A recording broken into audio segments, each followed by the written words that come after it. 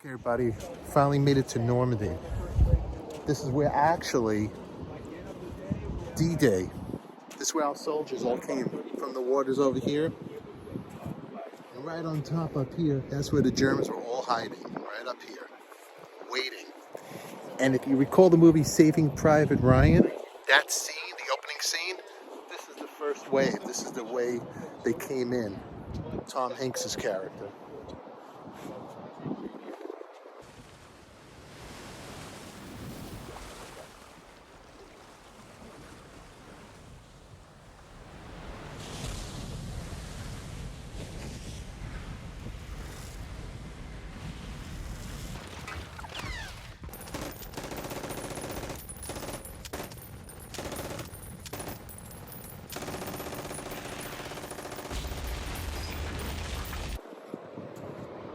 What an intense scene. They started at 6 a.m., right? Coming in here? 6:30? 6:30. Yeah. You have the Americans are coming in this way. Yeah. You have the Germans, they're up above. Yes. You can see the bluff. You can still see bunkers. You have machine gun nest. You have mortars. A few anti-tank guns. You can see one bunker right there. A second one right there. A third one right there. It's very heavily defended. And they're defending that road that you see right here, which is renamed by the Americans Dog 1 exit. That's what you see in Saving Private Ryan. Tom Hanks is next to a non-commissioned officer, and they're like, where is Dog 1? Where is Dog 1? This is here. That's the only way for the guys in here to get out of the beach. That's the only exit.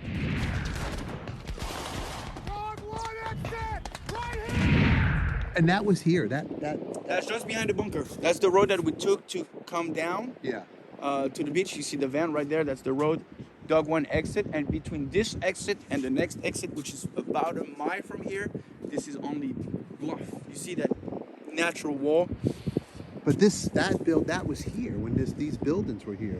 No, that wasn't there. no. The buildings, as we said, were destroyed by the Okay, Germans. these were destroyed. Okay. To actually avoid you guys to find a shelter to. They wanted it open so they could Exactly. just shoot us while we came in here. Yeah, and when you're here on the top of the bluff, I've been there many times, and you're looking down, you understand why there were so many casualties on the American side. You know, it's target practice. You know, I hate to say that. Yeah. But, like if you were first wave, Omaha Beach at 6:30 a.m., you were right here. There are 300 yards of beach. You know, it's like 3 football field. So it's almost like a game for them. Yeah. So you throw the Americans in here, Yeah. and then shoot. The bombing didn't work, you know, so the Germans are still here. The tanks, they didn't make it on time. So right here, so they had mines set up right here in the center. Not in the sand. They would have like beach obstacles that would have some of them like mines on the top, but like a lot of Something like that's this. what we would have on the beach, you know. Let me zoom in on that. Check hedgehog, different wooden beach obstacles. Yeah. It's pretty wild. So that's Dog Green sector. That's the sector that you see in Saving Private Ryan. Yeah, this is where you'll see the opening scene of Private Ryan right here coming in. Where that opening scene in the movie, it's so insane because you're just the movie version. You're just hearing the gun, the whistle, the air, the all come. But in reality, it's just so crazy that this is Right the here, ground. where you were standing. There, I mean, it's sad to say that, but you know where we're standing, there are hundreds and hundreds of guys that were like wounded and killed. You know. And look down there. You got a guy right now so peaceful playing with his dog. Yeah. One time this was just a whole war zone. Yeah, that's sad. It's true. Oh, look, it's right up here. We're getting closer where the bunkers were. A lot of people are familiar with the 88 millimeter. Mm-hmm. You have a 88 anti-tank gun in that bunker, and it's still inside. If you want to have a look, Yeah. it's what we call Pack 43 anti-tank gun for the Germans. Where we made a lot of damage with D-Day. Now, originally, you were saying earlier, before D-Day, this town, the Germans, when they were feeling cocky and felt like they were winning the war, they would just roam around here.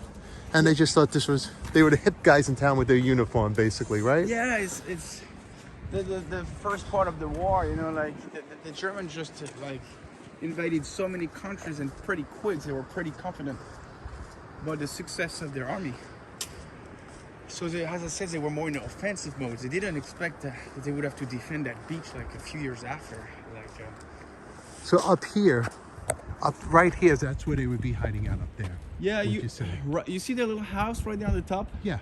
You don't see it, but there's a tunnel just behind, and there are 2 openings for machine gun. Like so, there are bunkers. They're concrete inside the bluff. It's very well hidden, but if you go there, there's an opening on the west and on the east for machine gun.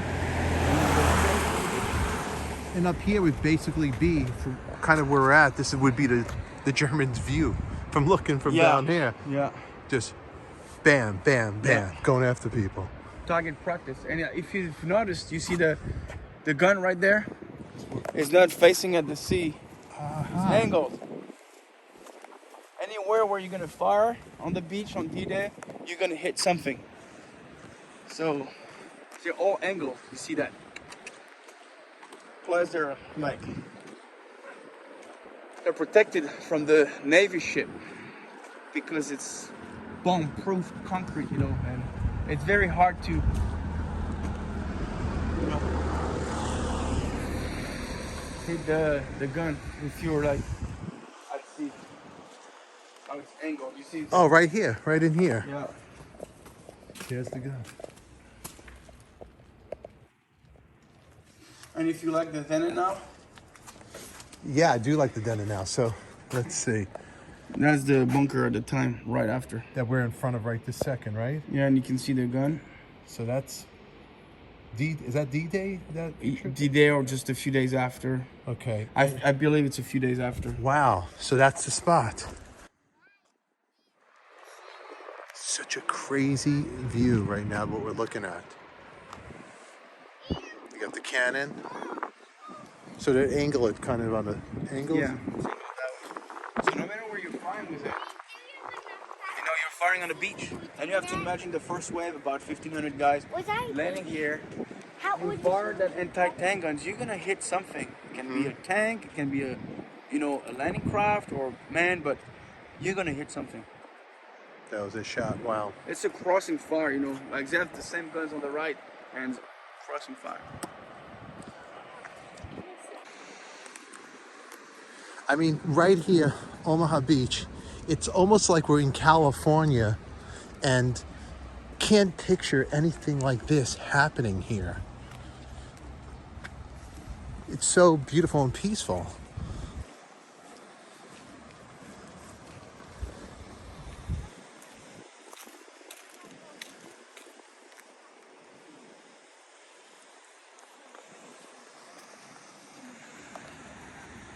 Wild. Look at the clouds over here.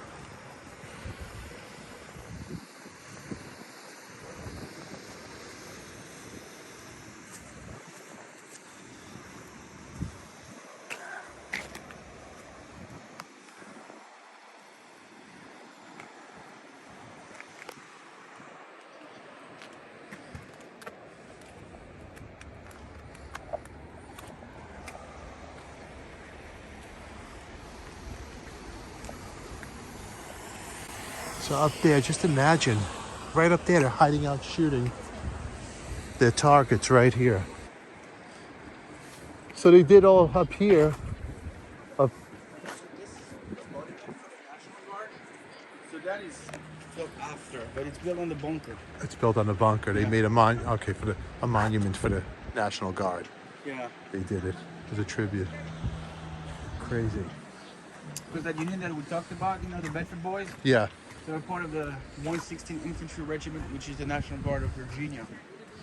So that's a monument dedicated to all those men that were in the National Guard and ended up, you know, here on Omaha Beach. You have a list of those units right there. Yeah.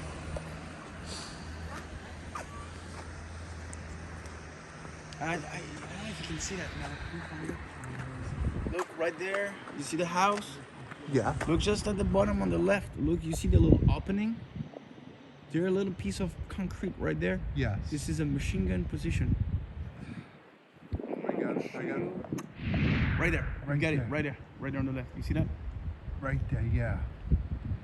The Navy can see it. The bomber, the Right planes, there. they can't see it. But when they open, Wow. there, It's hidden. yeah. It's camouflaged. So that house was here during the... Yeah. That one, If that's she the... could talk, she would tell us like everything that happened right here. Wow. Yeah. And that's what the normal homes would look like around here. Yes, on Omaha Beach, yes. Absolutely.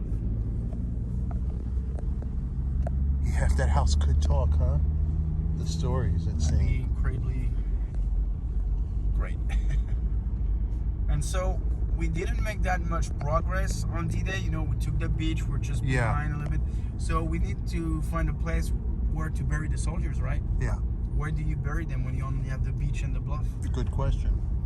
So we're gonna bury them actually between the beach and the bluff. So we have the first American temporary cemetery that's gonna be built. Right here we have about 1,000 soldiers that were buried here right after D-Day, and we have now a monument to remember where all these young men were first buried. I'm gonna show you that. It's gonna be on your right, and it's kind of a powerful monument. Up right there.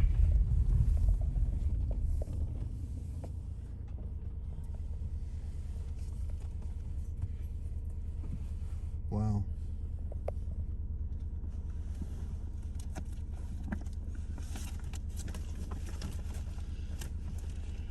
And I love this picture because this is where we are, and you can see all those men, kneeling, praying with a chaplain, and you see the men are buried behind. So this is where we are. Wow. That's the spot. Yeah.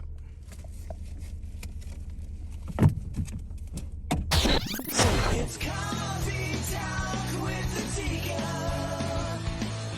Nothing rhymes with that but chicken tikka. We name drop here. With Stefan and all his friends. Thanks for watching, and make sure you check out our sister channel, Artist on the Record. Subscribe, hit the bell to be notified to Coffee Talk, and click on the box right here for our next episode. We'll catch you all later. Post your comments down below. We always love to hear from you.